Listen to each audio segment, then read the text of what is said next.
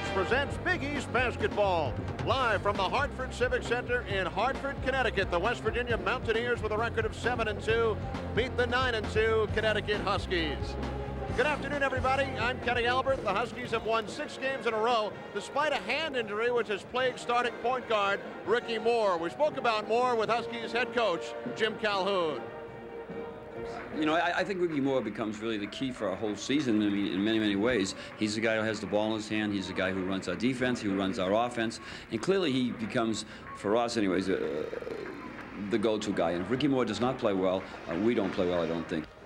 And Moore certainly did play well on Thursday as he regained his confidence, a career-high 15 points in the win over Rutgers.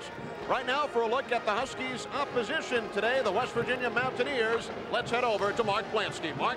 Thank you, Kenny. Unlike Jimmy Calhoun's Huskies, Coach Gatlett has himself a senior veteran team, and there's no question who the go-to guy is on his club. 6 foot 11 inch, 220-pound Gordon Malone. Only 18 minutes against Georgetown. Kenny, that's because he served the second game suspension. Coach's policy. When he's on the court, tough matchup, Ken. All right, thanks, Mark. It's the Mountaineers and the Huskies. We'll have the starting lineups for you coming up when we return from Hartford.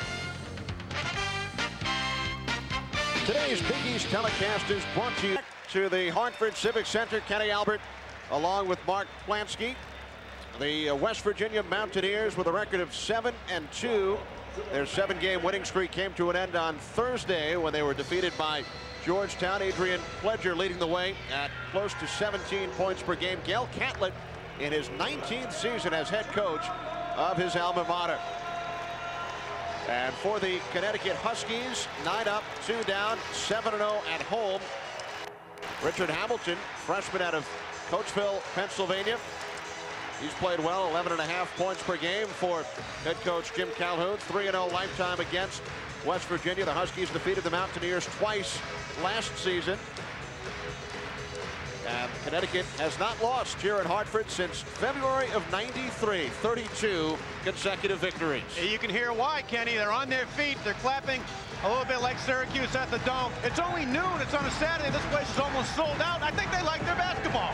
And they will be on their feet, Mark, until the Huskies score their first point. Kirk King and Sandro Varjo on the opening tap, and it is controlled by the Mountaineers. This is Damian Owens.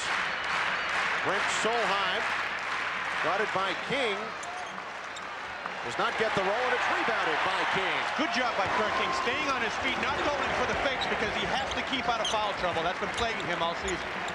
Here's King, gains a step on Solheim.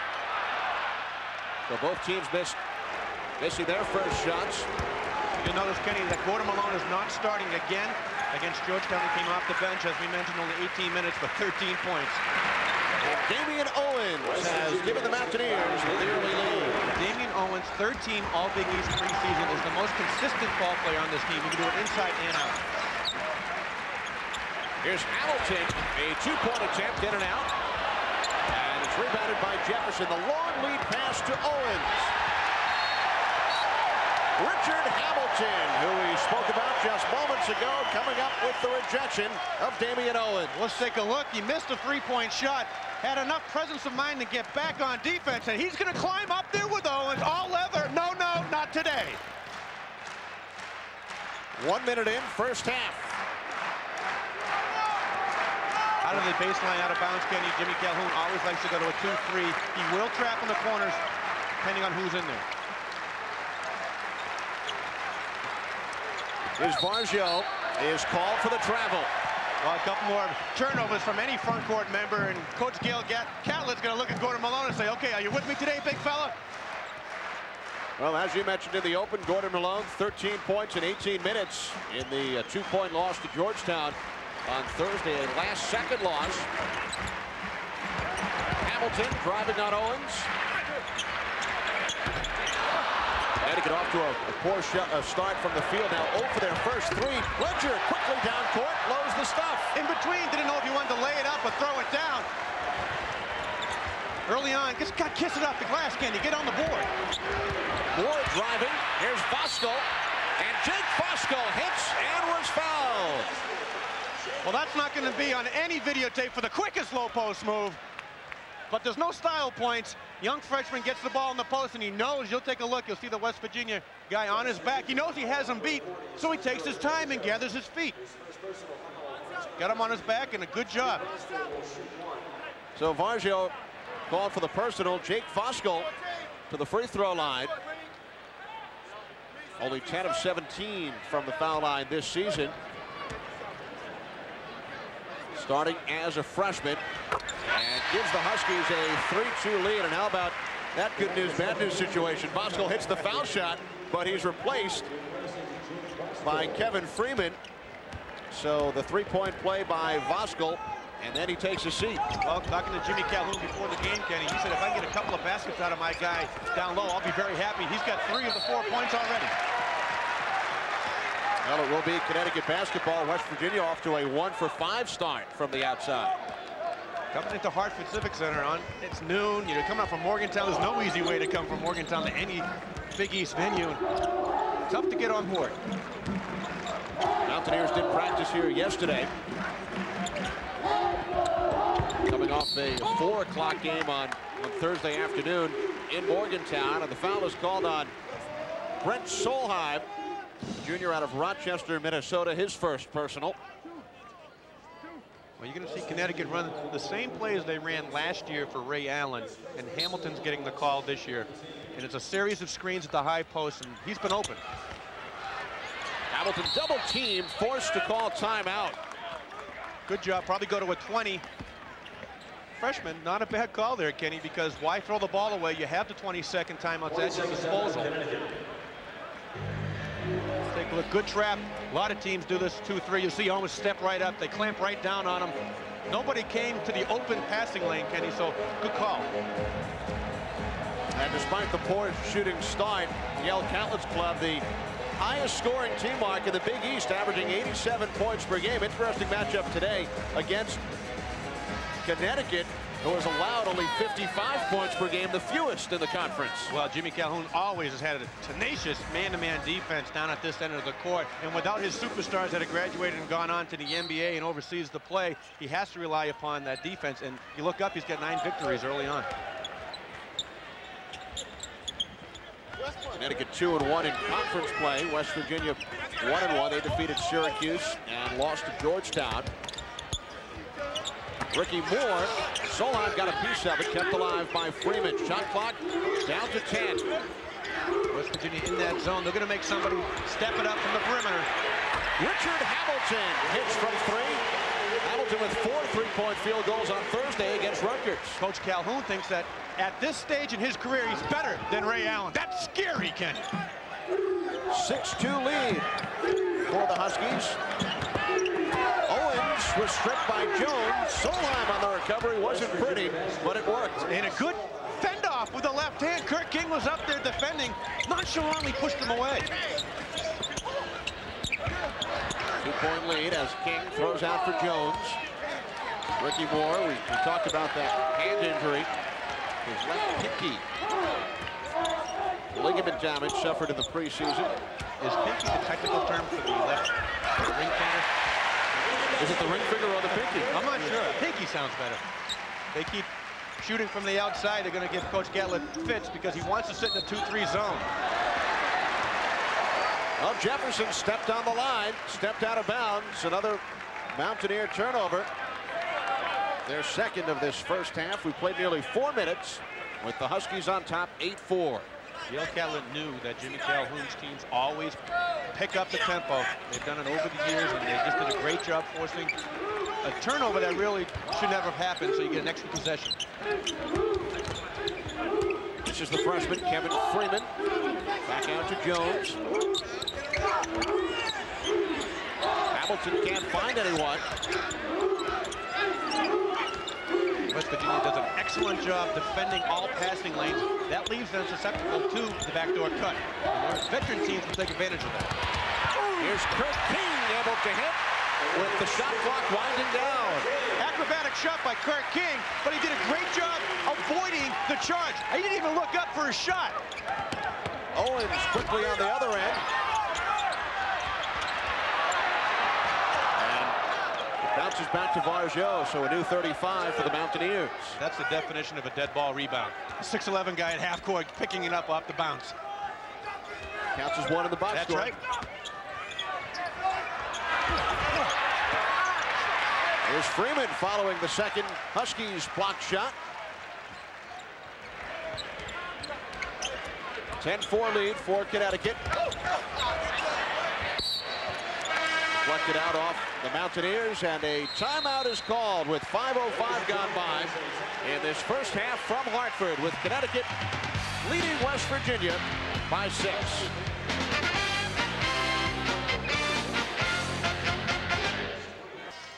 Back in Hartford with the Huskies on top by 6. Kirk King, last year, the 5th option, Kenny. This year, #1 go-to guy, and as I mentioned, you took a look at him jumping left, away from avoiding the offensive foul. He didn't even look at that shot, but he's been around the paint enough. If I recall, last year made something like 21, 22 field goals in a row during Big East play. And King has already matched his point total of the Rutgers game on Thursday. He was in foul trouble, scored only 4 on 2 of 7 shooting. Already with 4 points in the early going. Number 23, Jared West, has checked in for the Mountaineers, replacing Adrian Pledger. West, a junior out of Natchez, Mississippi. Hamilton using the pick. Off the side of the rim, rebounded by Owens. And West Virginia, 1 for 5 from the paint, so what does Gatlett do? Puts in his man, Gordon Malone. Mountaineers shooting only 2 of 8 overall. Now 2 of 9 as Freeman hits the boards. And very easily could have been a foul on Malone over the back. So West and Malone off the bench for Gail Catlett's club. They trail 10-4. This is Moore, guarded by West. West only 5'11", 165 pounds, up against the 6'2" Ricky Moore. He's going to stay off Ricky Moore, make him beat you from the perimeter. And with that ligament problem in his left hand, Kenny, he does not drive as well as he did last year. Now 5 on the shot clock. Down to 3, Moore from the outside, unable to hit, rebounded by Malone. He's just a big man. West all alone, down low is Varjo. Varjo did a great job getting to the block. #1 rule in the secondary break, but everybody was worried about Malone, and Owens on the perimeter left them wide open. 4-point lead for the Huskies. 6.5 gone by, first half from the Hartford Civic Center. Glad you've joined us this afternoon. Kenny Albert, along with Martin Plansky. Roshamel Jones watched tightly by Sheldon Jefferson. Hamilton. So Richard Hamilton now with 5, leading the way for Connecticut. I like what I see in this young freshman Hamilton. Obviously, he's the guy that's stepping into Ray Allen's shoes. Here's Varjo over Jones. Varjo chases down. Malone on the boards. But an offensive foul is called. And it is on Gordon Malone of West Virginia. Well, he's very active, and there's nobody physically on the Huskies 5 that they have on the floor right now to match up with them, so it's a very easy tendency to push a guy in the back when you outweigh him by 20 or 30 pounds. The Mountaineers now shooting only 3 of 12 from the outside. Monquencio Hartnett, number 30, a junior from Macon, Georgia, has come on for the Huskies, replacing Roshamel Jones. Moore thought about shooting, instead dishes off to Hartnett. Jefferson to the floor. And that, the first Connecticut turnover. We played 7.5 minutes. 3-point attempt, Jefferson way off. Now 3 of 13 shooting by the Mountaineers. Here's Hartnett. Good no call by the referee on the baseline. Jefferson just fell down, tried to flop. Good take to the basket. Now the steal by Hartnett. Across to Moore, and he is fouled by Jefferson. Well, on the top, I said Coach Gatlett has an experienced veteran team. They're playing like a bunch of freshmen out here themselves. Credit Connecticut, they're in their home gym, and they're putting on the press, and then right back at him, another steal. Watch him take it right to the hole, Kenny. No horizontal move there, right to the front. He gets off, now right back in the press. That's because all November and December he's been yelled at by Coach Calhoun. You gotta get up and play D, young man. Nice little dish. Good job by the young guys of the Huskies. So Ricky Moore to the free throw line, 68% foul shooter. And you mentioned the ligament problem has hurt many areas of Moore's game, including his free throw shooting. Well, here's a guy that came in last year in the Big East tournament and was just the unbelievable spark against that Georgetown Hoya team and really led him through the NCAA tournaments. He was supposed to be the go-to guy, but ever since he's been at Connecticut, something has been wrong physically with his body. Well, this year alone, not only the ligament damage in his finger, but a shoulder injury in the offseason, a broken nose early in the year. And Moore sits down, replaced by Dion Carson. Connecticut leading by 9, their biggest lead, as the Mountaineers have scored only 6 points in the first 8.5 minutes. The toughest thing, Kenny, is when you're down by 9 points early on in the game on the visitors' home court. You want to pick away at it. You want to do it 2 at a time. You don't want to try to get it all back. That's going to be the challenge for West Virginia. Foul was called on Freeman. Timeout called with the Huskies on top by 9. Hartford, Big East basketball on Creative Sports with the Huskies on top by the score of 15-6. Well, you take a look at Gordon Malone. He's going to attract a lot of attention, but at 220 pounds, and he's a tough guy, Freeman has to try to push him out to the foul line. Did a good job, but early on, the referee's going to try to set the tone and not let as much banging go, and obviously that's going to be an advantage for Mr. Malone. And despite his size, Malone attempted 5 3-point field goals against Georgetown on Thursday. Are you surprised, Mark, that he missed all 5? I like his enthusiasm. Why not everyone else is out there taking them? And this is Gordon Malone, watched by Hardnett. Mountaineers working around. Pledger driving on Hardnett. West Virginia now 3 of 14. Hardnett over West. Good job. 2-on-1 initially, and then the second offensive guy on the Huskies fell down, Kenny, so he just pulled up for the easy 12-footer. The Huskies have scored 7 consecutive points as they have taken an 11-point lead. 3 field goals for West Virginia, and that has been it through the first 9 minutes. And of course, when you're a pressing team like Connecticut, you have to score to get your press set up. And that's a big part of their game. They're scoring, they're playing the full court defense. You look up, there's 8 seconds left in the shot clock right now. West Virginia has to pull up a shot they don't want to take. Now 3 on the shot clock. Malone double teamed. And a shot clock violation, 35-second violation, as the Mountaineers could not find a shot. That was a direct result of the full court pressure. There was a good entry pass, it was a good double team, but there was no time left in the shot clock for Malone to do anything. He should just try to gone up and force it. 4th Mountaineer turnover. They trail 17-6, 10-20 remaining in this first half. Voskuhl down low for Jones, or King, I should say, and he was fouled, so nice pass down low to Voskuhl. Voskuhl threw him a high, hard one, and Kirk King just elevated and snatched it out of the air, and the ooze came out of the crowd. Safe to say that would have been a turnover if I was down there, King. Perhaps Malone would not have fouled you. I never would have been down there in the first place. Second personal called on Malone, so Kirk King to the free throw line. 71% on the season. King now with 5 points. The lone returning starter from last year's club, which finished 32-3. Well, and this year, the same Huskies without all that NBA talent that's graduated have found a way to get 9-2 on their record. And Kirk King might do it, Moore might do it, but collectively right now, Jimmy Calhoun has his team functioning exactly the way he drew it up on the blackboard. 9 straight points for the Huskies. Another Mountaineer turnover, their 5th of the first 10 minutes. They have nearly as many turnovers as points. Never a good sign. Hardnett able to hit once again. A 15-point Connecticut lead.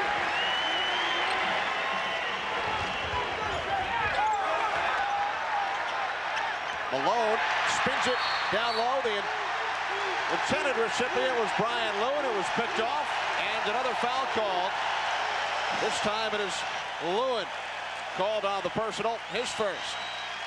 Kenny, the problem with trying to prepare for a Connecticut press is unless you have a bench that's 15, 16 people deep, you can't do it. Look at that bench. There's nobody there. So after the first team, Coach Gatlett's trying to tell them, this is what you're going to see tomorrow. But he has walk-ons that are trying to emulate the defensive skills that Coach Calhoun has out there and the quickness levels you can't compare with. Craig Jones has checked in for West Virginia, junior out of Washington, D.C., number 10. So Jones along with Jefferson in the backcourt. Owens up front with Solheim and Varjo. 21-6 lead for the Huskies. The matchup is Jones on Jones. Rashamel Jones guarded by Greg Jones. Rashamel works free and draws the foul. A great job early on by the Huskies. Their standard 3-out, 2-in motion offense. The post will come up to the high post and then drop down to the low post and interchange, which allows a lot of different things to happen. That time, the low post was open. Jones saw the opening and took it right to the hole.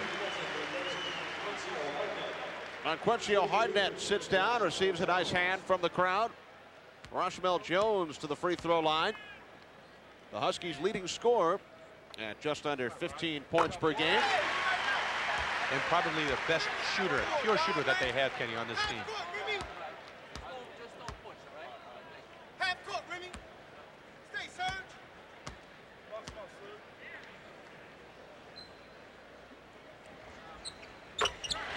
Jones hits both, extending Connecticut's lead to 17 points, 23-6. They have scored 13 in a row. A 10-6 lead has become 23-6. Greg Jones off balance, rebounded by King. Just no fluidity whatsoever in West Virginia's offense. They're breaking the press and then just taking whatever shot is available. They've got to break it and set it up and get back into their patterned offense that they are really quite successful when they're in. We spoke before the game about West Virginia's loss to Georgetown on Thursday, and perhaps some of the junior college transfers a bit in awe of the Georgetown uniform of Coach John Thompson. Could the same thing be happening here today? They've watched Connecticut clubs of the past, which had more talent than this one, yet the Huskies lead the Mountaineers now 25-6. That's a great point, Kenny. On top of it, Kirk King's knocking down jumpers. The freshmen are knocking down layups and jumpers, and they're throwing the ball away. I mean, we have young Fosco picking off passes. You know there was no zip on that cross-court pass. The Huskies have hit their last 6 field goal attempts as they lead 25-6, 8.5 to go, first half. Moore guarded by Jefferson. And it's so hard as a player when everything's going wrong and you have to defend. It seems like 2 times more than you're on offense. You just lose that enthusiasm and the will to defend the player, and that's just a catch-22. 3 on the shot clock. Jones throws it out. Hamilton. Hamilton strong on the boards and will head to the free throw line. Amazing numbers. The Mountaineers averaging 87 points per game, leading the Big East. They have scored over 100 3 times. And here this afternoon, Mark, 12 minutes, 6 points.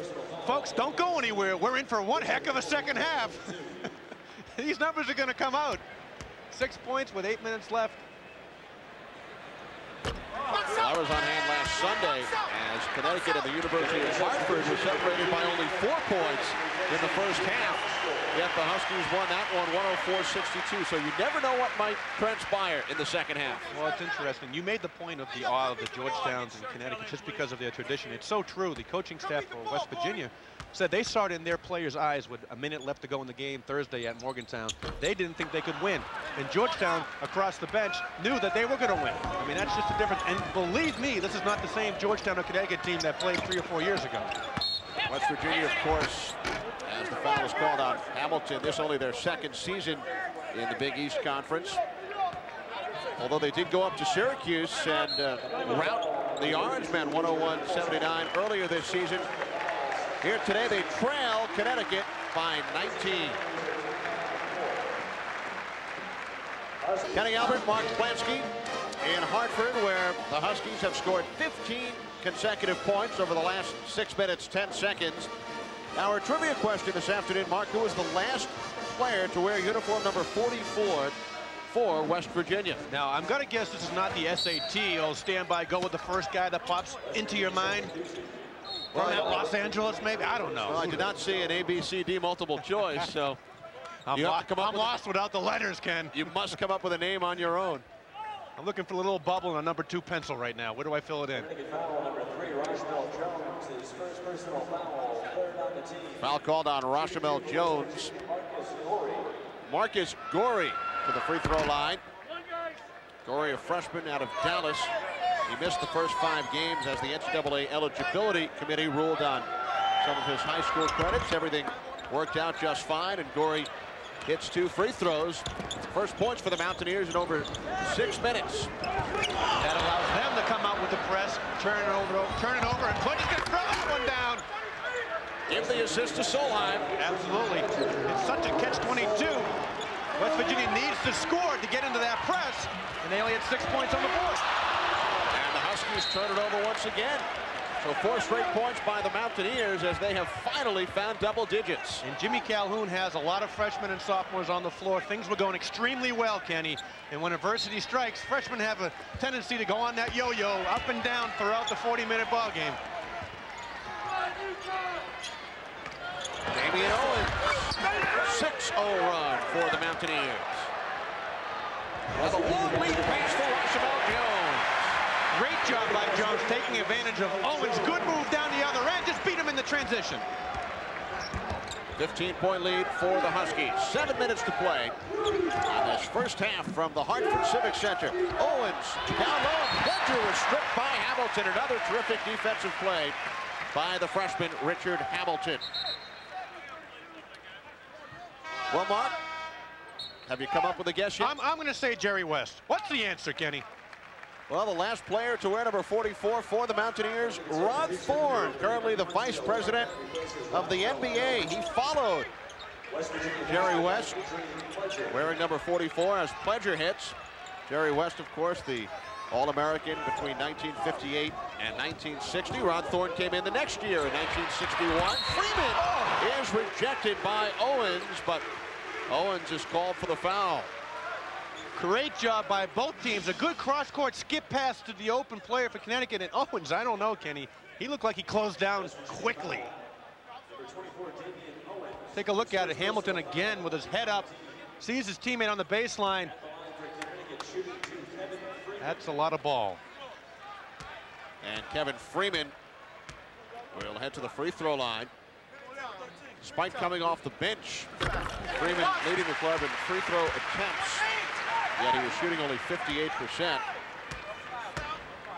We mentioned Rod Thorne, the answer to our trivia question.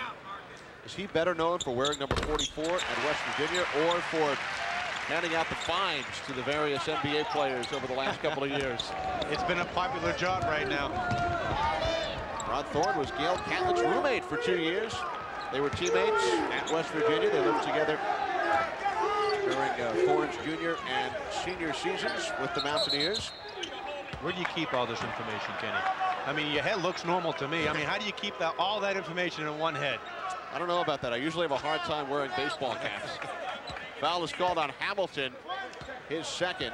In fact, Rod Thorne was the Mountaineers' captain the only time they defeated Connecticut as Solheim works his way to the hoop back in the 1963 NCAA tournament. A 77-71 West Virginia win. That was the first time these clubs met. Connecticut has defeated West Virginia the 3 times they have played since then as Hartnett gets the roll on the 3. Way upstairs, soft out in the basket. So Monquencio Hartnett off the bench. He has doubled his average, 9 points in this first half. Sheldon Jefferson with his first bucket. West Virginia's now found a way to break this press, and you can see it. Confidence is now grooming. And all of a sudden, Mountaineers have hit their last 5 shots after starting 3 of 16. 5 for 5 since. Hamilton gains a step and throws it away. Here comes Pledger. Pledger keeps it himself. Rebounded by Solheim. And Solheim fouled. So Brent Solheim with a chance to complete the three-point play. No substitute for hard work. Brent Solheim, probably the 10th most athletic guy on the court as we stand. Pledger pulls up on his own with the easy jump shot, never giving up. Solheim pulls it, and then just goes right to the hole. Not worried about anybody blocking his shot, and gets the easy, high off the glass, soft reaction on the front of the rim. So Solheim will head to the free throw line, and it seems as if it was called either an intentional foul or a technical foul on Huskies head coach Jim Calhoun.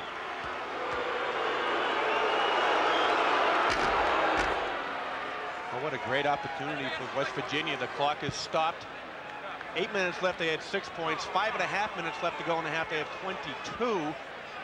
And I think he has one more foul shot. A chance for a 5-point play. He hit the bucket, as well as the first 2 free throw attempts. Jimmy Calhoun's been around the conference for a long time, and he might have let a phrase slip out that he didn't anticipate would get a technical reaction. But he knows that he's losing some of the momentum, so what do? You go start working the refs, because if your freshmen are going to go on that yo-yo and go down, then you better have the referees on your side during that period. All of a sudden, West Virginia has cut the lead to 10. Jefferson drops it off for Gorey. Solheim rejected by King. Third Connecticut block. Hamilton stripped by Jefferson. Sounds like we're playing a game of presidents. More trivia. Where do you keep all this stuff, Kenny? Let's take a look at the block. Kirk King, he's only 6'7". He's listed as 6'8", but look at the elevation. Off the glass, keeps it in play. 10-point lead for the Huskies. Connecticut shooting 65%. And a foul is called on the outside. It's Solheim. Whistled for his second.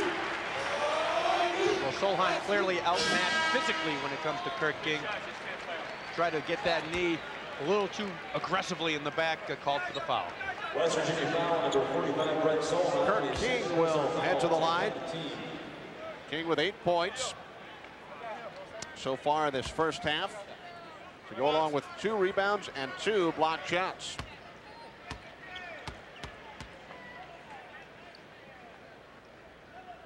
King hits the first. Senior out of Baton Rouge, Louisiana.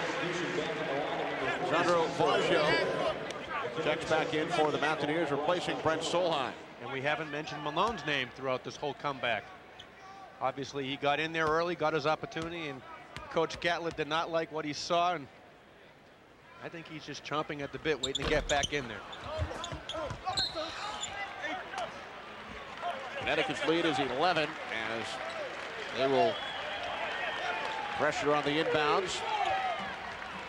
Quickly to the front court, Jefferson, beautiful feed for Owens. Textbook, and Kirk King fell asleep on the back.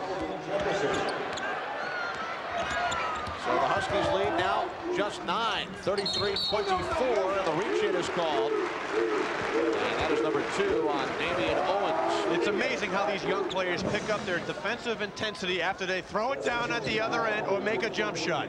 Take a look at this fast break. It is as textbook as you can possibly get. And there's the leader, Coach Gatlett. In pass to the middle, bounce pass, throw it down. Took all 3 seconds, and he's running back. Damian Owens can't wait to get back and try another deflection and get a steal and do it all over again.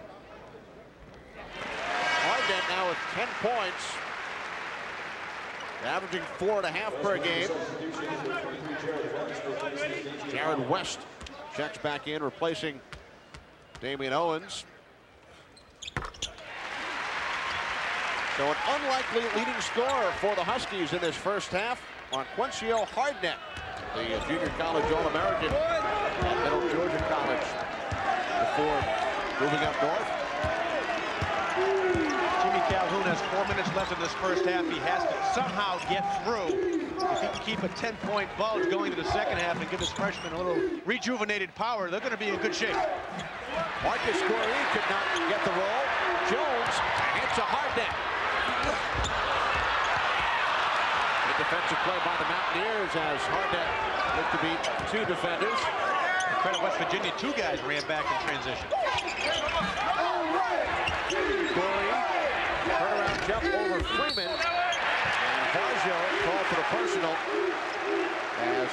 King came together, and that is number 3 mark on Sandro Varjo. And as Goree missed that turnaround jump shot, and it was apparent he did not want to shoot the ball, Coach Gatlett walked by Gordon Malone, and he was staring up. Come on, Coach, put me in, and here comes the big guy. So Varjo sits down with only 2 points, 3 personal fouls.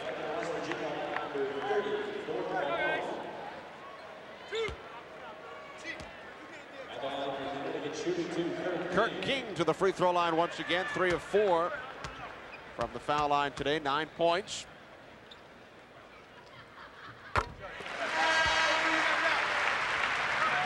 He's the man for the front court this year. As we mentioned last year, he was probably the 5th option on that Husky team, that great team that had over 30 wins. This year, for any other team in the country, he'd probably be the 4th option. Unfortunately, because of all the youth that Jimmy Calhoun has, he's now the number 1 option, and so far today, he's more than reactive. King, the only upperclassman among the starters. Huskies start 2 freshmen, 2 sophomores, and the senior King.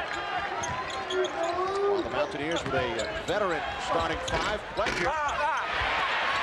And it's rebounded by Malone. Tied up, and the possession arrow facing the Huskies' direction. Well, Malone has the obvious advantage in height and size on the front court right now, but you got to grab it, take your time. A lot of attention down there. And a timeout on the floor with the Huskies on top. Mark Plansky, the Connecticut Huskies, leading the West Virginia Mountaineers by the score of 36-24. 3.5 remaining in this first half. And Mark, a look at the top winning percentages in NCAA Division I college basketball since the 1989-90 season. Connecticut, number 5. Well, the 90s have been good to Jimmy Calhoun and the Huskies in both men's and women's, of course. And to the women with a big game coming up tomorrow against Tennessee. Those Lady Vols, that's a sold-out game here at the mall. Gonna go shopping, come right back for it. Is the mall open on Sundays? I think it is. I hope the bank's open on Sundays. Moskal can't find anyone. Dishing off to Jones. 10 on the shot clock. Good job Now at 5.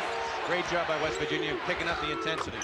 Moore able to hit. Ricky Moore with his first field goal, extending the Huskies' lead to 14. And you can see Ricky Moore telling his teammates to drop back, take the press off because they've got burnt the last 2 or 3 possessions. Make West Virginia work for their offense. Aaron West guarded by Ricky Moore. Holding foul is called down low as Moskal took hold of Gordon Malone. Well, that's the obvious mismatch right now, Kenny.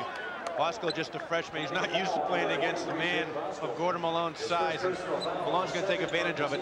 Now he's going to the foul line, which is where he spent a lot of time Thursday night against Georgetown, because John Thompson's philosophy was, this kid's too good on the blocks. I don't have anyone to match up man-to-man. So as soon as he touched the ball, they just clamped him and fouled him and made him beat him from the foul line. Malone last year as a sophomore averaged 14 points a game against the Huskies. Only a 56% free throw shooter. Not a bad philosophy. Send him to the stripe, make him earn it. Backcourt leading the way for Connecticut, led by Hardnett with the 11.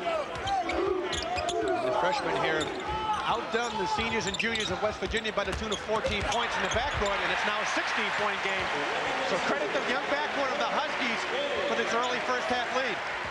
Kirk King now with 12, and the Huskies have extended their lead to 16. They have led by as many as 19 points in this first half, as they held the Mountaineers to just 3 field goals over the first 10 minutes. Malone from 3.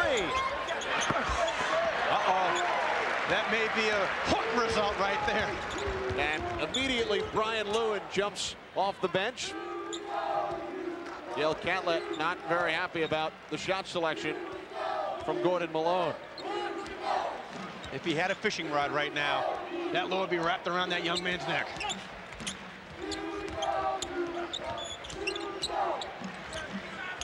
Shot clock down to 9. Here's Moskal. Moskal on the follow.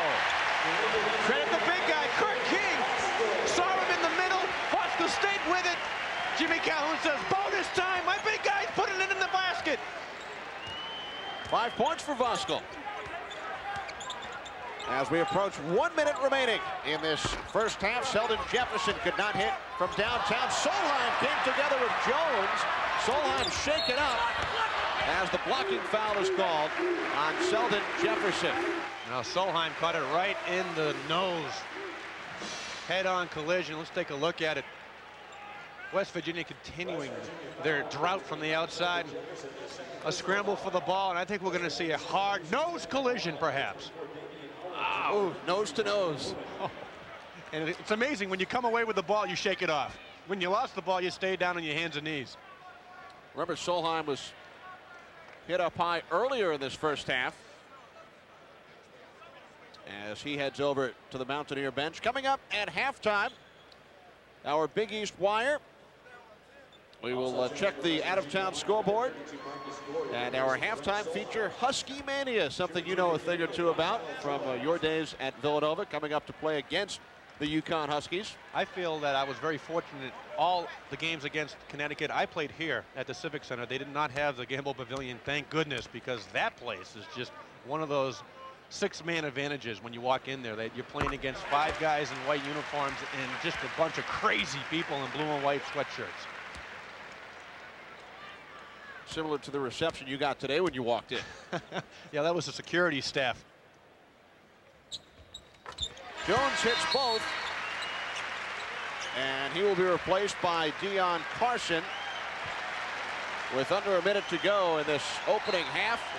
The Huskies with their biggest lead of the afternoon, 44-24, as they have held the Mountaineers, the highest scoring team in the Big East, averaging 87 points per game, to just 24 points on 33% shooting. West Virginia just 10 of 30 from the outside. Brian Lewin, air ball.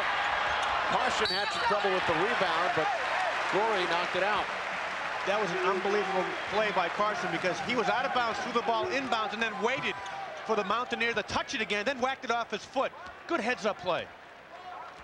Shot clock has been turned off as Ricky Moore enters the front court, guarded by Jared West. 20 seconds to play, first half. Out to 15. Ricky Moore's going to use one of the high post picks, run his defender off it, and then look for the guy baseline for the open jump shot. Here's Moore from 3. West on the rebound, final seconds. Voskuhl kept it alive. Here's Moore, and that will do it for the opening half. From the Hartford Civic Center, the Huskies shoot 61%, led by Kirk King. 12 points, Monquencio Hardnett with 11. Connecticut leads by 20. We'll have halftime activity for you when we return on Creative Sports.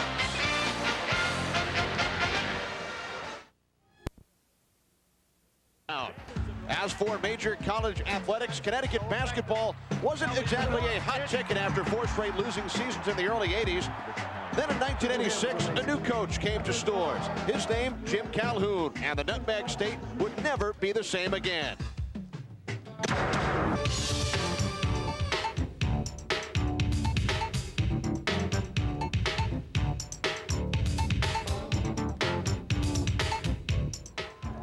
Seven years after the Dream Big East title season, Husky Mania rules the state from Seymour to Suffolk, and the program's popularity is still hard for some to believe. You see other schools, and I would hope, why can't we be like that? Why can't we be like that? We are. We are. And you just get caught up in the emotion of the teams winning. You like to see good teams, and you like to see teams win, and that's what UConn basketball has been the last few years. I don't think anybody could. I think they all talked about it like we all knew what we were doing. But quite frankly, to think that sell out 16,294 and know that every game is sold out, no matter who we play. Evidence of Husky Mania can be seen throughout the Nutmeg State. The Husky logo and colors are everywhere, from restaurants to schools. But Husky Mania is most evident at the games, where Calhoun's crew could probably sell out a team photo. We played last year, forget, Villanova at Gamble, London 10,000 people, and we played Yale, 16,294, at Civic Center, because it makes no difference where we play. Our fans turn out, and that's tremendous support. And that's what helps our program be one of the best in the country. But success usually comes with a price. In this case, increased expectations. Last season's loss of the NCAA's brought some negative reaction by fans expecting nothing less than a berth in the Final Four.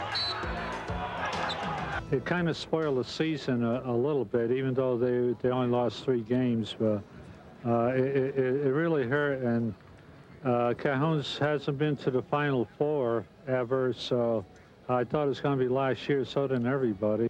Oh, sure, that's a natural, normal thing. You know what? Coaches get spoiled, too. We like it. We're talking about, that they would be disappointed if we didn't do this or didn't do that, and that's because we've been so successul. I think if you went up to Buffalo as an old football coach, 72 years old, they might tell you about going to the Super Bowl, not getting that ring, and people say, well, he doesn't really get it done. Well, I tell you what, there's a whole bunch of other folks, like 20-some guys who'd like to be in the Super Bowl every year.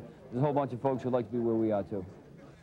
Maybe the honeymoon is over in Connecticut, but the marriage between the state and the team has never been stronger. Proof came even in the wake of last season's disappointing conclusion. Someone did write a relatively negative article in a major newspaper in Connecticut, and the number of letters to the newspaper, and to me personally, was really, really gratifying, because people say, hey, yeah, we're upset, we're really disappointed, but wait a minute now. And I think people understand what's happened there, and I think we have a terrific fan base. But in turn, I think they really care about the program and understand if you're good every year, eventually good things are going to happen to you. The Huskies 32-3 a year ago, off to a 9-2 start this season. We'll be back from Hartford in just a moment.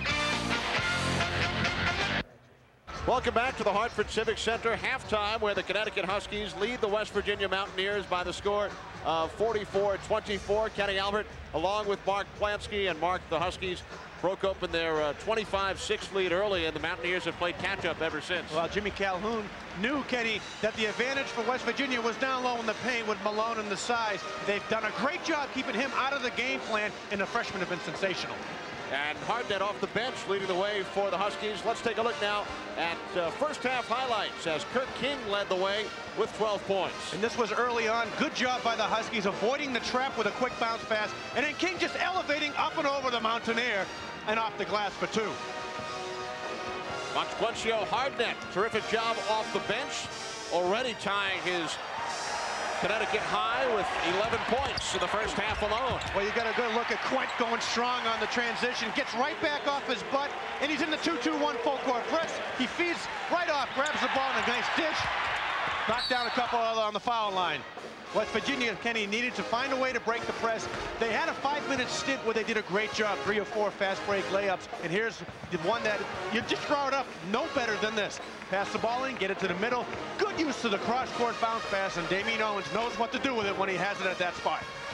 Damian Owens, 6 points in the first half. Brent Solheim led the way for the Mountaineers with 8. We'll be back to start the second half when we return. Up by 20. When you take a look at the numbers, Kenny, free throws, 19 attempts. And you got to credit Connecticut not only in the transition going to the hole hard, but offensive rebounds as well. And backcourt points, I mean, where is Pledger? Where is Jones? Where is Jefferson? 14-point advantage to the young freshmen of the Huskies.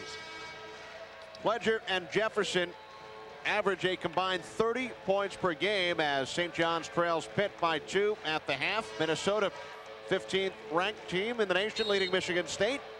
And a 1:30 start for Tennessee and Kentucky. Pledger and Jefferson averaged 30 in the first half today, 6. And there is Hardnett, who has tied his career high for the Huskies, set earlier this season against Yale with 11 points in the first half. And you think it's easy playing for Jimmy Calhoun? You get your career high in your first half, and you're on the bench to start the second half. In the second half, Mountaineers with Jefferson and Pledger in the backcourt as Jefferson hits the 3. Solheim up front, along with Owens and Marcus Goree. So Vargeau remains on the bench with 3 personal fouls. Neil Catlett has been around for a long time, 25 years as a college coach, 19 at West Virginia. I am sure he just laid it upon his team and said, you are embarrassing yourselves out here. You're supposed to be scoring from the outside, and you're letting a bunch of 18-year-olds beat you to the punch. And a 5-second violation is the call on the Huskies. So the Mountaineers off to a good start in this second half on both ends of the floor. Offense leads to defense. It should be. I prefer to have it go the other way. have your offense generated by your defense, but it is the 90s, and we're almost at 2000, Kenny, so forget it. Forget the defense, just shoot the ball. Here's Jefferson all alone inside Solheim, but he blows it. Pressure from Bosco. Now Solheim on the recovery. Jefferson guarded by Jones. 1 minute into the second half. And they don't get any easier than the open layup. Here's Pledger. Back out for Marcus Corey. He's unable to hit. And Solheim battling for the rebound. It was knocked out by Voskuhl. Early on in the second half, Kenny, you can see the advantage that West Virginia does have on the glass. Voskuhl is not quick, and Kirk King is too busy boxing out only one guy. They need all four guys to get the ball. Owens quickly inside. Solheim did not expect the pass, and the Mountaineers have turned it over. Nice look by Owens. He had Solheim wide open with Ricky Moore on his back. Just too much mustard on that dog. Owens nearly able to come up with the steal.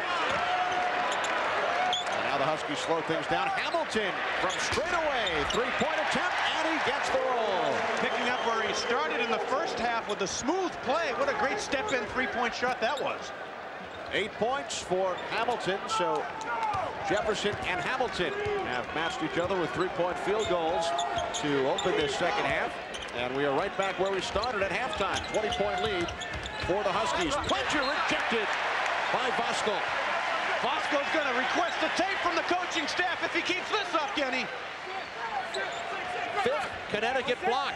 Take a look at it. He's been watching Kirk King do this to him all winter. Why not give it back? Owens. That shot was altered by King. Pledger on the follow could not hit. And a foul is called on the Huskies.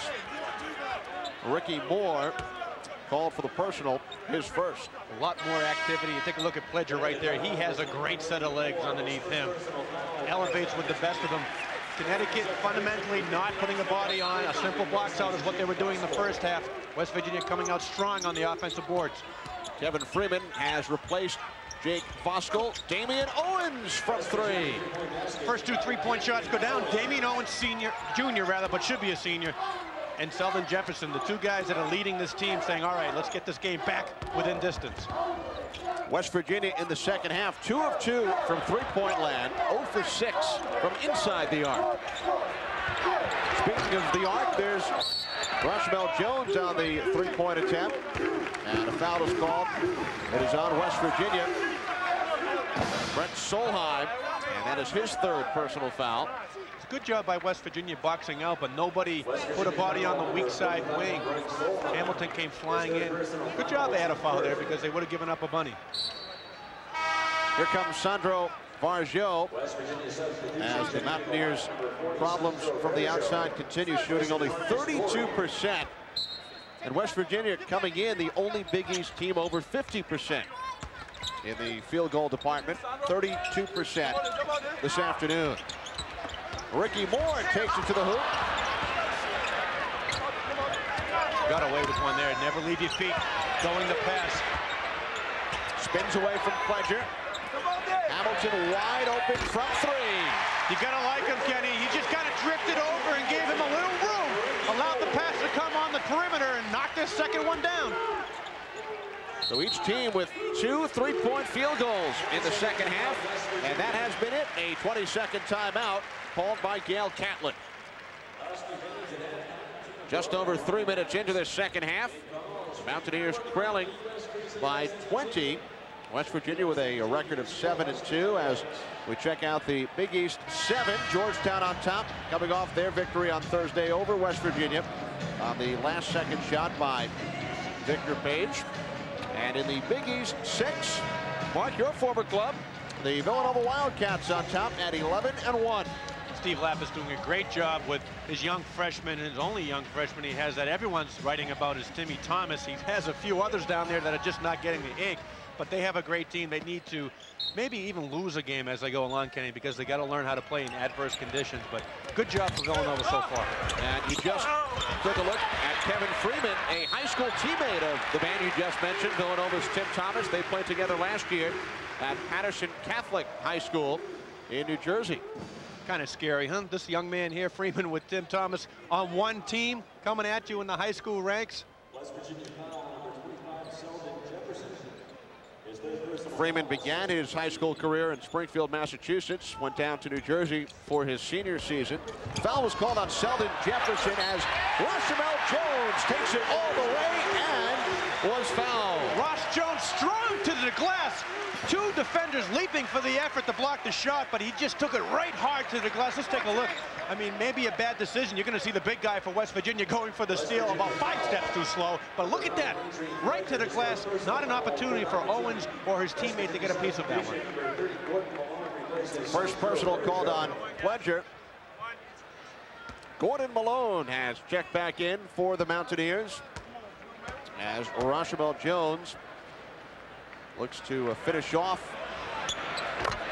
the three-point play. Jones now with 9, 5 of 5 from the free throw line. Malone guarded by Freeman. Owens over Hamilton. And coming away with the rebound, Ricky Moore. The no-look pass to Roshamel Jones. How about the high off the glass shot, Kenny? Smooth, you can't teach that. That's a shooter's touch right there. Nicely done. 8 consecutive points scored by the Huskies, and this is their biggest lead of the afternoon. Connecticut 55, West Virginia 30. Malone spinning inside with his first bucket of the game. He has all the skills. He has to let the offense come to him. He's a little too over-aggressive here this afternoon. Jones from 3. Rebounded by Owens. He was not that far off the mark on that one, just outside the bullseye territory. Roshamel Jones coming in has hit 19 of his last 34 from three-point land as Malone works his way inside. Off the back of the rim, rebounded by King.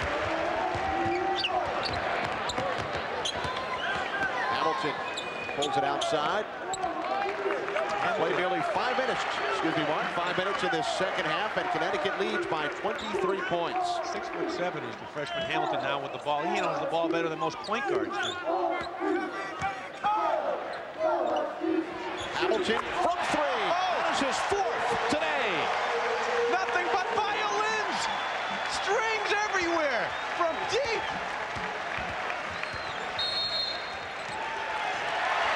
And another 20-second timeout is called by the Mountaineers on the road here at Hartford. They trail the Huskies by 26 points early in the second half, thanks in part to the three-point field goal shooting of Richard Hamilton. Got a good look at that. What set up that open three-point shot by Hamilton was Kirk King drawing in the double team. It was not a definite clamp it down double team, but just enough attention from Damian Owens to come off of Hamilton, leaving him wide open for the three-point shot. Gordon Malone can learn from that piece of education and try to use those tactics down there at this end of the court. Hamilton with 4 of the Huskies' 5 successful three-point field goals, 3 here in this second half. Jared West has checked back in, along with David Ligori, number 22 for the Mountaineers. Ligori, a senior from Niles, Ohio. Foul called on Kirk King, his second. Timeout on the floor with 5:15 gone, second half. It's been all Huskies.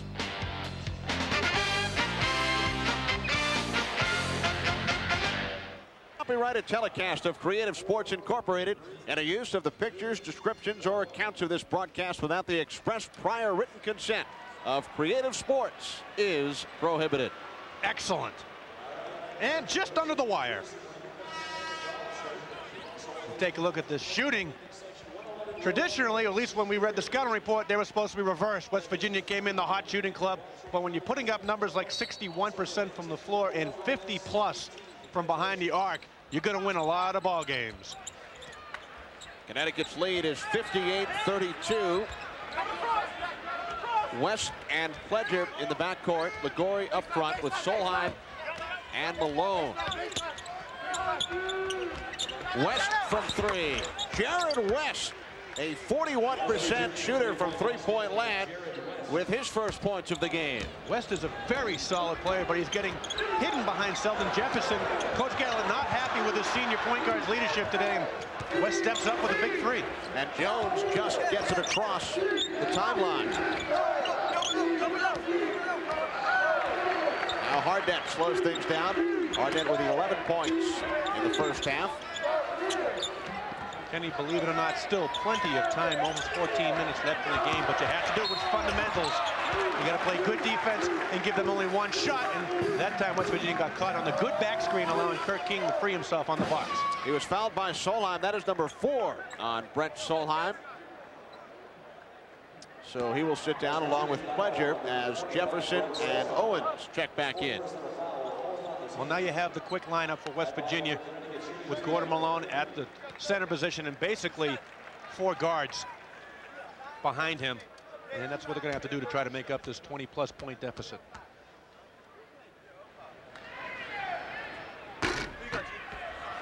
Kirk King now 4 of 7 from the free throw line.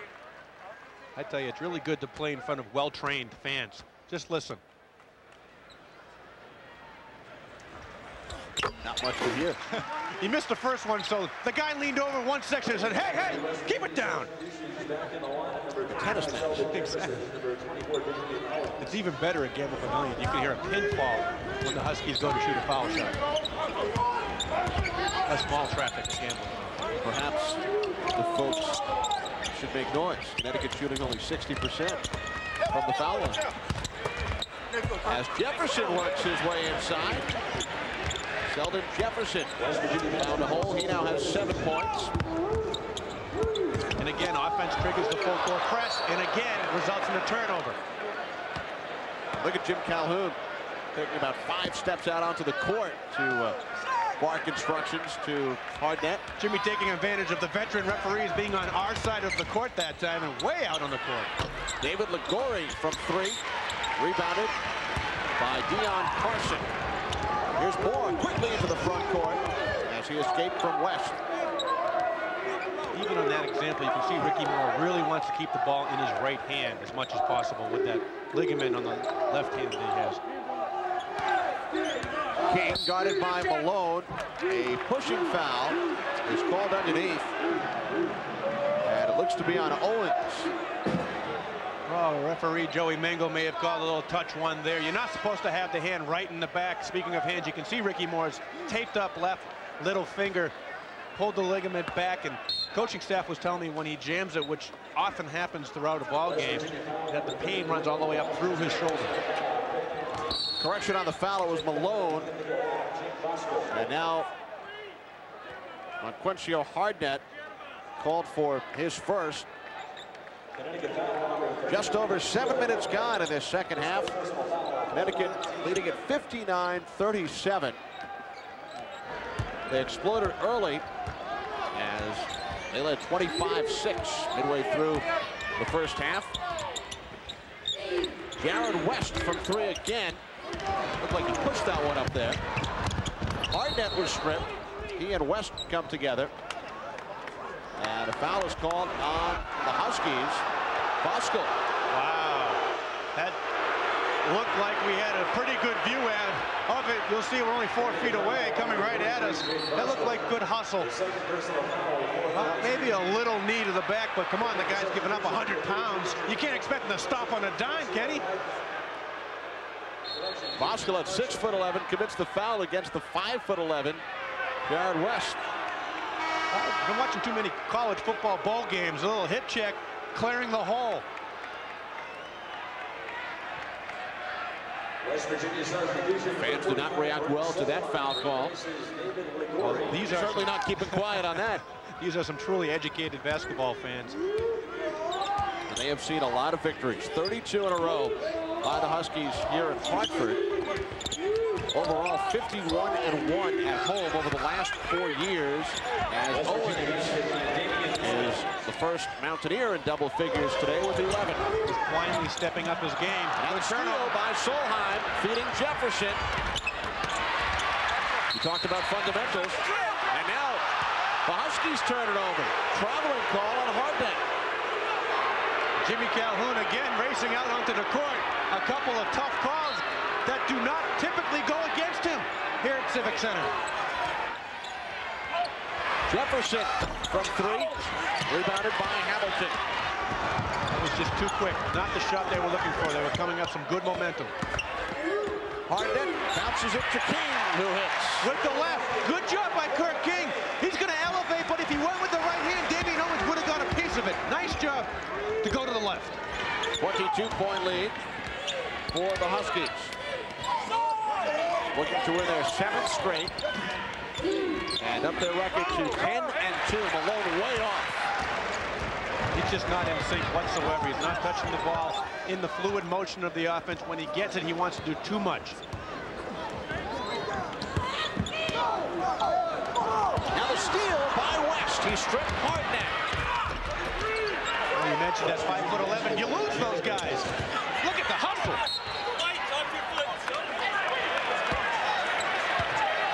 It's got to be the name. Something about the blue and gold, the West on the back of the uniform. Ladies and gentlemen, there is a timeout on the floor. Jared West all over the court. And a timeout is called with just over 11 minutes remaining in the second half, and the Huskies on top by 20. Hartford Civic Center, where the Connecticut Huskies lead by 20, although some sloppy play over the last few minutes. Well, you take a look at West Virginia cooling off. I mean, look at those season averages, 57% as a low. And I'll tell you why that has happened this afternoon, Kenny. Credit Jimmy Calhoun's young Huskies, because they have kept this West Virginia team out of sync all afternoon. They're not used to being forced into pressure. And pressure does a great thing when it works. Now another turnover. Solheim rejected by Voskuhl. His second block, the team's 6th.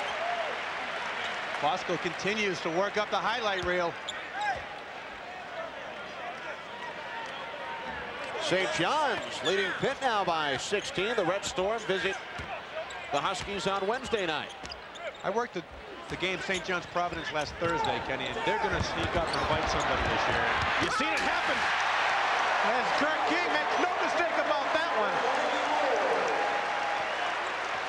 one. King now with 17 points as the Huskies lead by 22. Well, St. John's defeated Georgia Tech to win the ECAC Holiday Festival just over a week ago. Then the loss to Providence. Malone, that was a 2-point attempt just inside the line. And you wonder about Gail Catlett's reaction on that one.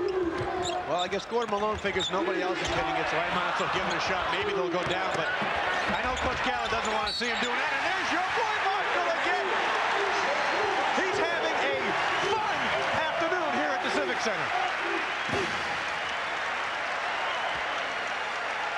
All smiles here in Hartford. Well, he's just doing the fundamentally correct things. He's just taking up space. He's active. He looked a lot like Travis Knight right there, in the right place, right time. And as I mentioned, Jimmy Calhoun was looking for a couple of buckets out of this guy, and he would be happy.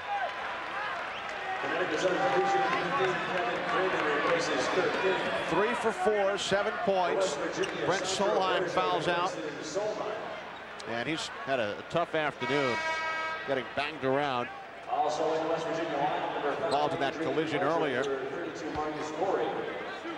He is replaced by Marcus Goree. Jake Voskuhl looking to complete the 3-point play. And it's amazing, Kenny. His hair still looks good. Although he's battled. It's the Jimmy Johnson look. Stays. There's an endorsement hit in there somewhere. Adrian Pledger spinning on Rockwell Jones. And the foul was called on Voskuhl. Well, needless to say, Adrian Pledger is a very streaky shooter. He has no problems getting his shot off because of his elevation. Today, he just has got nothing but the back of the rim. Well, Voskuhl thought that he was called for the personal. He raised his hand, but it is actually on Bargill of West Virginia. So Voskuhl will go to the line. And Coach Calhoun's going to give him a quick freshman education. When the referee makes the wrong call, do not try to override him when you're going to the foul line. Voskuhl 1 of 2 from the free throw line. That 1 of 3 as Bargill pulls down the rebound. Owens driving on Hamilton. Hamilton called for his third. Good job by Damian Owens. No hesitation whatsoever. Just saw the opening to his left, strong to the baseline. That's why he drew the foul.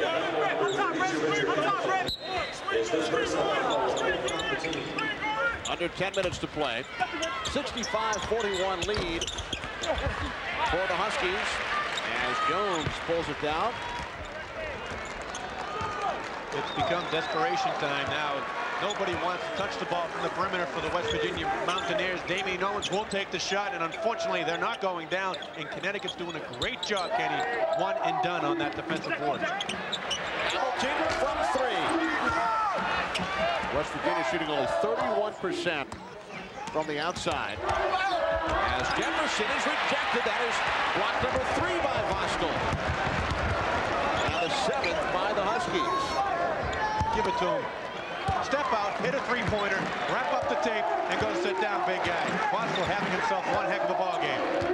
7 points is a new season high for the freshman out of Katy, Texas. Ricky Moore from 3. Jones could not save it. Stepped on the line. Teams are going to give Ricky Moore that three-point shot all season until he makes it. Let's take a look at Voskuhl again. Just hustling down, coming from the weak side. No substitution for hard work when you're not athletically gifted, and people always say that the big guys that come through this Connecticut program can never jump over the Sunday news. You just got to have that work ethic that he has displayed this afternoon, and you make up for a lot of your lack of athleticism. I should know, Kenny. Did you jump over the Sunday Boston Globe? Not now. Sports section's gotten so big down there. Too many writers. Too many advertisements. Not even a TV guy. Here's Voskuhl once again, and he will head back to the free throw line. Perfect example. His teammate went in for what appeared to be a no-brainer, a dunk, head back the other way, and Voskuhl stayed there looking for the offensive rebound, got his hands on the ball. He was fouled by Gorey. So Voskuhl back to the free throw line. 11 of 20 from the foul line on the season. And he is working on a career high 7 points to go along with 3 rebounds and 3 block shots. Well, as we mentioned, Jimmy Calhoun was looking for a couple of baskets, and he would consider that a bonus. When the young man does not have a bad stroke at the foul line, you can see he's frustrated. He was knocking them down earlier in the shoot-around a couple hours before the game, but he's only a freshman. Coach Calhoun knows he didn't expect anything from this guy early on in the season. I mean, this is a bonus and another example, Kenny, of somebody else stepping up other than Ricky Moore and Kurt King. And an ovation for Voskuhl as he sits down. A standing ovation as Voskuhl is replaced by Kevin Freeman. 66-43 lead for the Huskies. Poor shooting afternoon for the Mountaineers. Pledger able to hit on that one. So Adrian Pledger now with 6. That is well under his team-leading average of 17 points per game. And he gets a lot of those points, Kenny, on the transition, and they've just not been able to hold this Connecticut team down. They're doing such a good job getting to the offensive boards. West Virginia with only 45 points with 7.5 to play. They average 87 points per game. Their season low 61. Ricky Moore wide open from 3. Gets his own rebound. King battling for it. Finally pops into the hands of Jefferson, who takes it all the way. Nice move by the senior point guard. Took his time and just took it right to the front of the hole. Moore bottled up, dribbles through. Huskies slow things down with just over 7 minutes to play. Take a look at Ricky Moore. You know, he has the little finger on his left hand, as we mentioned, Kenny, wrapped up because of the ligament pull. That's only a small injury, you may think, but as with a pulled knee, a sprained ankle, when you're hurt, you don't play with confidence, and you can see that's why they give him the jump shot, and the more you miss, the more you're going to get, and the least confident you become. Ricky Moore just 1 of 8 from the outside today. And the Huskies have missed their last 5 shots. Margeau is pushed by King. Number 3 on Kirk King. We take a look at Ricky Moore and his hand right there, and the coaching staff, for one, Kenny, would say, come on, it's only a little finger. What the heck is wrong with you? It's a ligament in a little finger, but it's a major injury because it's the exact same thing as if he twisted a knee, pulled a groin. I mean, it's a major injury when you're not 100%. And that guy is as quick as they come. And as I mentioned, when he gets that finger jammed, as you can see him holding it right there, the reaction goes all the way up to his shoulders, and confidence has to do nothing but drop. And if he comes back and gets more healthy, then he'll be back to his old Ricky Moore self, as quick as you want. And what Ricky Moore needs is rest, but a tough stretch for the Huskies. No rest for the weary or the injured. With 6:39 to go, Jim Calhoun's Huskies leading by 18. Kenny Albert with Mark Plansky. Huskies leading the Mountaineers 66-48. And we talked about the hectic stretch for the University of Connecticut beginning Wednesday as they will host St. John's. How about Georgetown and Kansas back-to-back? Not that St. John's is going to be an easy game whatsoever. Coach Calhoun has done a fantastic job, if they hold on today, getting their 10th victory early in January with a team obviously full of freshmen. Brian Lewin has checked back in for West Virginia, the 6'10" junior out of Trinity Valley Junior College in Texas. Moore guarded by West. Here's Jones wide open. What an excellent shot. Rotation and release Jones has, and a good read off the screen. The defender tried to go on the high side. Jones just faded to the baseline, left him wide open. 20-point lead for the Huskies. Connecticut shooting 54%. West Virginia only 34% from the outside. Pledger. Adrian Pledger now with 8 points. If you took a look at the shot chart for Adrian Pledger, they all be right inside the foul line. He can get his shot off whenever he wants. He's been fortunate to knock down a couple. Jones with the alley-oop, finished off by King. We've seen Kirk King do that more than once in this building. Great legs on that young man. King with 19 to go along with 7 rebounds and 2 block shots. 5:20 to play. Owens from 3 gets the roll. So Damian Owens with his second 3-point field goal today. Owens, the high point man for the Mountaineers, with 16.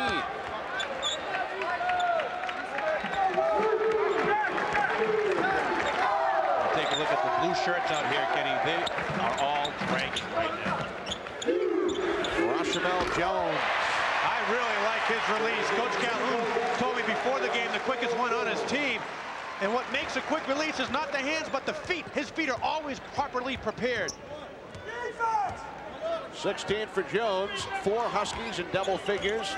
Kirk King with 19. Jones 16. Hamilton 14. And Hartnett 11.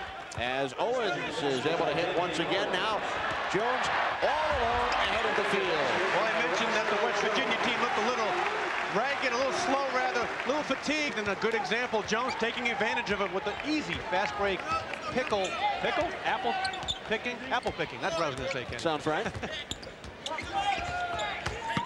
Here's Lewin, works his way inside, rebounded emphatically by Freeman. Jones from 3. Well, last year the Huskies defeated the Mountaineers twice by 10 in Morgantown and by 18 points on their home court up in the Gamble Pavilion. And here today they lead 74-55. As they will make it 4 in a lifetime over West Virginia. Richard Hamilton. And that is his 5th three-point field goal today, 4 in the second half. Connecticut fans are very used to watching last year Daron Sheffer running the point guard, the 1-4, slow it down, take time off the clock. Ricky Moore is very capable of doing that as well. The question is who was going to step in for Ray Allen, and Jones and Hamilton have more than stepped in for that young man. And Ricky Moore has just set a new career high with 11 assists. We'll be back.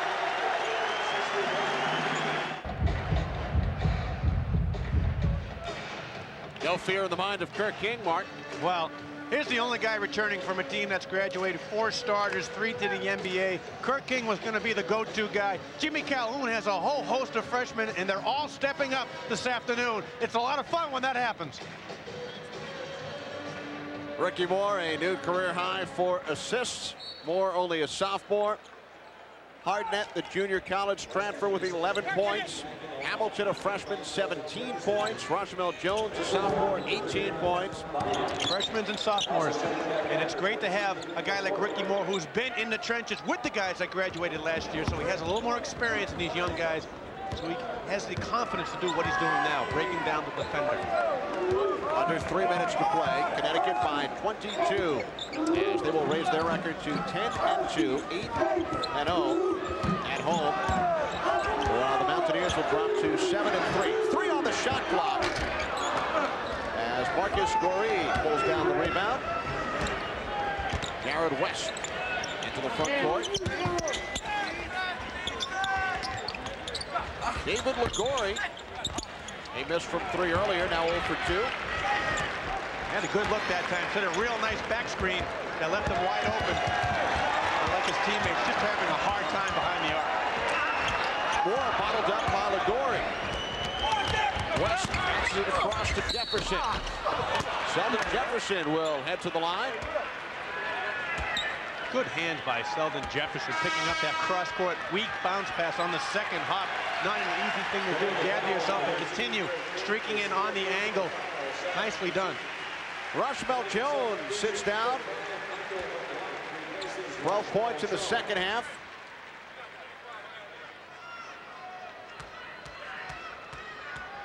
So Sheldon Jefferson to the line for the first time today. A 68% free throw shooter.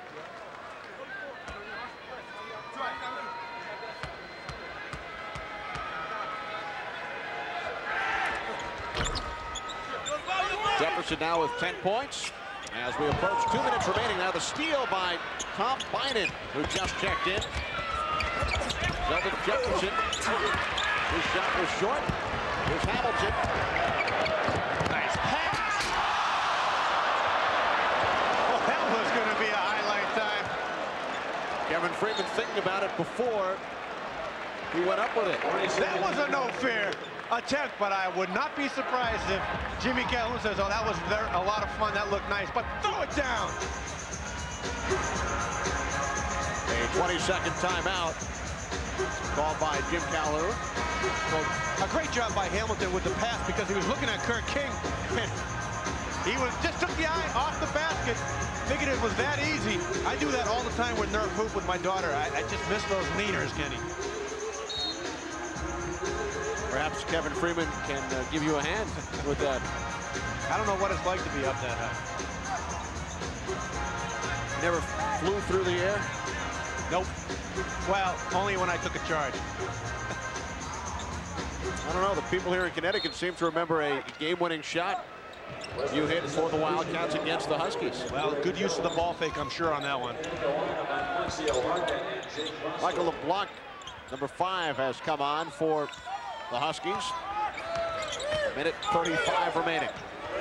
Hamilton is stripped. Jefferson behind the back to West. West has managed to do an excellent job of just creating a lot of problems. Here's Freeman. Met by both Ligori and Bynum. We take a look at Jared West comes up from the behind. You mentioned he's only 5'11", a great weapon. When the guy turns his back, boom, there he is. And then Sheldon Jefferson behind the back. Got to reward the young guy with the open layup. 5th assist of the game for Jefferson, who sits down with 10 points. Kevin Freeman to the free throw line with 2 points today. Scored 5 and pulled down 13 rebounds on Thursday against Rutgers. He was booed throughout the afternoon, playing near his high school town of Patterson. Credit that guy. Jimmy Calhoun walks in and steals the Patterson product to Connecticut, and Coach Lapis, of course, his teammate, managed to get Timmy Thomas to come over to the main line.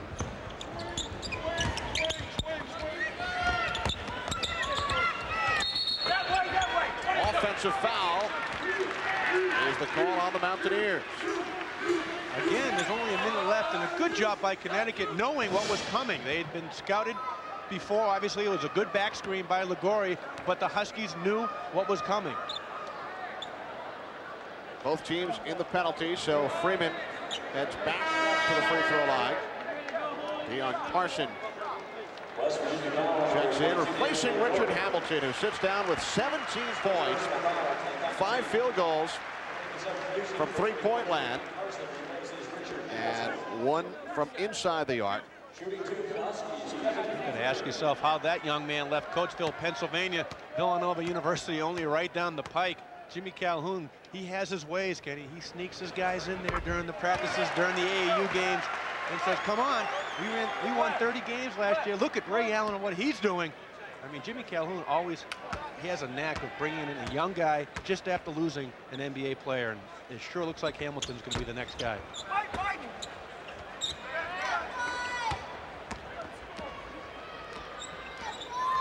1:05 to play. West sneaks inside. And this time the foul was called on Hardnett of the Huskies. His second. Penalty foul number 30 on Quincy Hardnett, the second personal foul on the team. Sam Funches has come on for the Huskies. Well, up next for the Mountaineers, Seton Hall comes to town on Wednesday. And then they will travel up to visit St. John's. Take a look at Freeman going into the locker room. It's just never easy when you're on the road in the Big East. And noon games are not popular with any coach. I know Jimmy Calhoun told me he's not a big fan of it. They were out here early shooting around, and it worked, Coach. Connecticut shooting 55%. They're up in the 60s for most of the afternoon. But more importantly, they have held West Virginia to a 35% day. That is right around the average on the season for the Huskies' opponents. Well, we came in here around 10 a.m., Kenny, and we saw the Huskies out here doing their pre-game shooting that you would do in a shoot-around 5 hours before the game. Because of the early tip-off, Jimmy Calhoun wanted his guys to come out and get used to the rims and the floor. And he may be doing it every game here from now on. Hardnett bouncing it down low for Funches. Another rebound for Voskuhl. Jake Voskuhl, 8 points, 5 rebounds, 3 block shots, as the reach-in is called on West. Nice little crossover by Hardnett as well through the double team.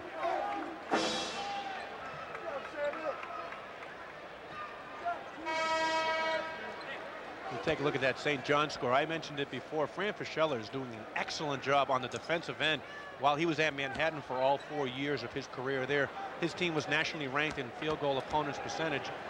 He's just brought that right into St. John's. And when that team scores, when Felipe Lopez and Zendon Hamilton light it up and shoot better than 50%, they are going to sneak up and beat teams in this conference. And up next for UConn, St. John's on Wednesday. Final seconds from Hartford. Jared West unable to hit, tapped in by Ligori. So the Mountaineers cut the margin to 17. And it is all over. The UConn Huskies have raised their record to 10 up and 2 down as they have won their 7th straight, defeating West Virginia by the score of 79-62. We'll be back from Hartford in a moment. Defeated the West Virginia Mountaineers by the score of 79-62. Kenny Albert, Mark Plansky back with you. And Mark, Connecticut getting the job done on both ends of the floor, holding the Mountaineers to 25 points under their season average. Well, Jimmy Calhoun knows that he lost a lot of offensive firepower to the NBA, so he's going to win games on the defensive end. And when you get an offensive output by the freshmen and the sophomores that he got this afternoon. I mean, here's a team that came in the lower echelon in the Big East. West Virginia was thought to be in the upper. They reversed it. They look good.